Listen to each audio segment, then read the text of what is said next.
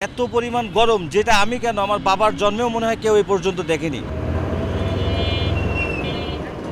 প্রতিদিন সকাল থেকেই সূর্যের চোখ রাঙানিতে নাজেহাল দেশের উত্তর ও পশ্চিমাঞ্চলের জনজীবন। বেলা বাড়ার সঙ্গে সঙ্গে বাড়ে তাপের তীব্রতা। দীর্ঘ ২ সপ্তাহের বেশি সময় ধরে চুয়াডাঙ্গা, যশোর, সাতক্ষীরা সহ খুলনা অঞ্চলের উপর দিয়ে বয়ে যাচ্ছে তীব্র দাবদাহ। ছোট বড় সবার হাঁসফাঁস অবস্থা। একই চিত্র রাজশাহী বিভাগের অধিকাংশ জেলায়।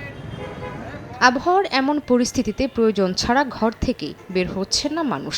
অতিরিক্ত গরম, বুঝলেন কি করবে, এখন পেটের দায় তো লাভা লাগিয়েছে রোডে। এত পরিমাণ গরম যেটা আমি কেন আমার বাবার জন্মেও মনে হয় কেউ এই পর্যন্ত দেখেনি। আর তীব্র গরমে হাসপাতালগুলোতে বেড়েছে রোগীর চাপ। ডায়রিয়া ও নিউমোনিয়া সহ নানা রোগে আক্রান্ত হচ্ছেন বিভিন্ন বয়সের মানুষ।